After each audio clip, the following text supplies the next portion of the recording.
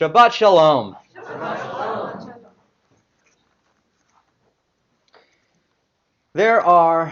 I can think of a handful of life moments where I was somebody different afterward. Where I was one person before it happened and I was somebody else after. And interestingly enough, they oftentimes come with different ways of addressing and being known and thinking of oneself in the world.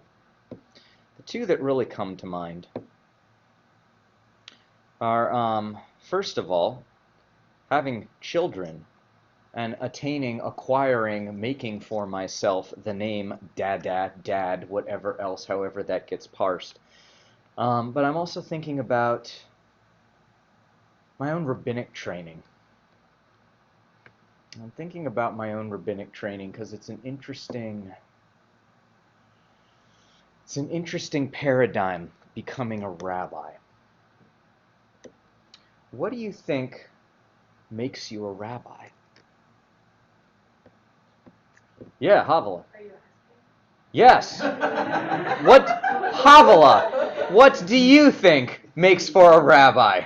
Well, an easy one would be getting the education. Great. Okay, we'll start there. You go to school, you have the letters, the thing after your name, the thing on your wall that says with the stamp and the people sign it and all of that. Yes. Go ahead, Scott. You have to blow the shofar correctly or you fail.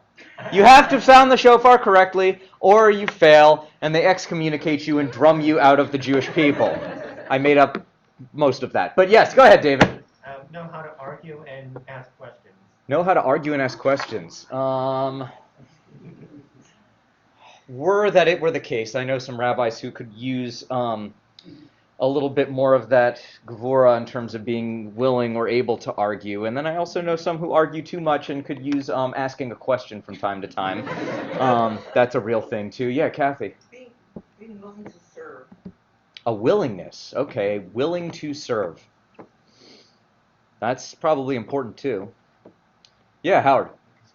You're not just a mister anymore, you're a leader of some sort. That's right. You're not just Mr. So you're a leader of some sort. It comes with the title. That's right. You're representative. Okay, you do represent something in that way. You become a symbol of it. Yeah, Marcia, go ahead. Literally having another rabbi put her hands on you and granting you that title. That laying of hands, smicha. Okay. Or is it the first time someone treats you as the rabbi, the teacher, the sage, the guider? Okay, is it when they lay the hands upon you and do the blessing and whatever from Moses at Mount Sinai all the way down? RRC doesn't actually do that because they're not into the superstitious thing, but whatever. I mean, they still call me rabbi. It's accepting the responsibility to love others. Accepting responsibility to love others. I appreciate that. Andy said something very striking there about, is it the first time somebody goes to you in that capacity or you answer in that capacity, in that way, in that place? Could be. Could be a lot of those, and I can't speak for every rabbi. I can speak for myself and the way that my rabbi, Zichrono Livracha, Steve Sager, explained it to me once. And this gets to slightly darker territory. I remember in rabbinical school one time, one of my mentor rabbis once said, apropos I had gotten in trouble for something, and he was trying to make me feel better, and he said, you're already a rabbi, we just have to finish filling you with this stuff. Which was a tremendous compliment from this particular rabbi, Jacob Staub, who's a great rabbi. But my rabbi, Steve Sager, from growing up, said, there's probably an interval where you wind up doing the rabbi work and you kind of fake it. You don't necessarily feel it or feel real, or you've gone through the thing and you should and you've got the whatever, but you're still figuring it out. There's an interval where you kind of don't know what you're doing. And I found that to be the case. And it wasn't until after I spent a good long time with a young person in our community who made an attempt on their own life and then succumbed to their injuries. And I spent a good long while in the hospital with them, back and forth, that I think I understood it.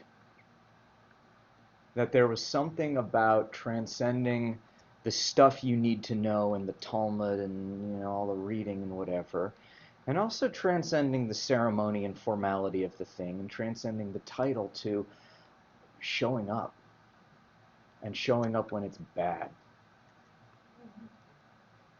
And when I told Steve Sager about this, my rabbi from growing up, he said, yeah, and he told me a comparable story about a young person in my community from growing up. This was before I was born, but who had died in tragic circumstances, and that was sort of the place after which he felt like, okay, I at least feel like I can be a rabbi or speak from it or something. And it's interesting, because it's not even intrinsically specifically Jewish. But what he drew my attention to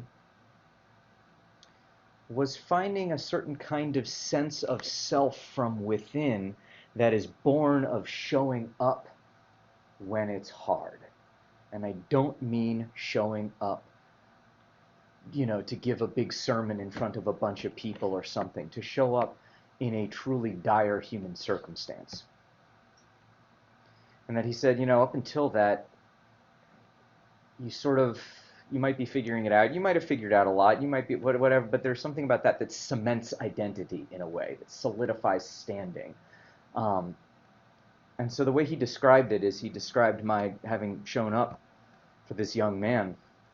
He said, a lot of your rabbin is going to be informed by that you learn, and that's the place from which you show up, from having been there for Julian, Zichrono Livracha. Not from having spent a bunch of time in Masechet Brachot or chanting Torah or whatever, but that you were there for Julian, and that's the thing that grants you both the ability, the authority, and also the permission to be able to step into people's lives. We get a piece of that with the Torah portion this week, with Vayishlach. This idea, where does the word name Israel come from? The word Israel, the country, anybody know where that comes from? Yes, go ahead. David, and then Max. So from the wrestling with God and prevailing. Thank you. Max, you want to add to that? That was pretty much the long and short of it. Great. No, well, in all fairness, it is a lot longer than that. But that is the short of it, for sure. It comes from the wrestling match from Vayishlach, from this week's Torah portion, in which Jacob is alone one evening and somebody attacks Jacob and he fights to a draw with this person. This person grievously injures him. The sun is coming up and he realizes that this is an angel. He says, the angel says, look, we fought to a draw. This is over now. You got to let me go. And Jacob says, not without a blessing. And the angel, who's a good sport about the whole thing, says, fine, then be that way. Here's your blessing. You will be known as Yisrael.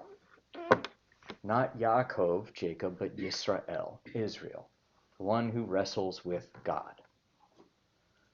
And later on in the parsha, and you'll see it here, it even says, trying to see exactly where it is, there's this piece that says, because you have wrestled with holy beings and human beings. Which is interesting because, this wrestling match doesn't involve people. This is the whole angel thing. But at the same time, there's some idea that the way his other part of his story went, i.e. the Esav, the Lavan, all of that stuff, something about the way that he showed up was what changed his name. I found myself dwelling with Jacob for a moment and this sense of feeling like, I get that. You go through the weird thing or the heavy thing or the hard thing, and it may bestow upon you another name. But that name isn't just from how hard you fight, it's also the way that you show up and the way that you make yourself present on that level. He gets to be Israel.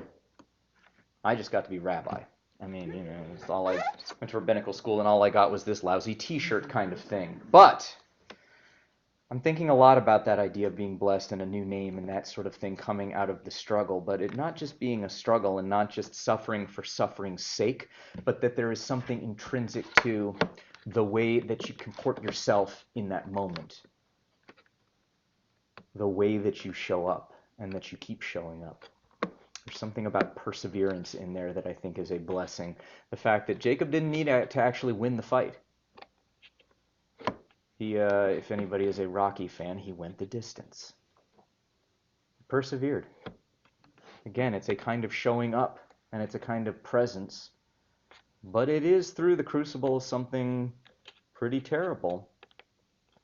But that idea of presence, you don't need to be the greatest victor, tactician, strategist. We're not following Achilles here. Following Jacob, who shows up and sticks around. And so he gets to continue to dwell in all of our prayers and all of these things as one of our avot, and we still look to him, and periodically we take on new identities and new names, and as we do those things, I think he and his memory and that name of Israel continues to bless each and every one of us. Shabbat Shalom.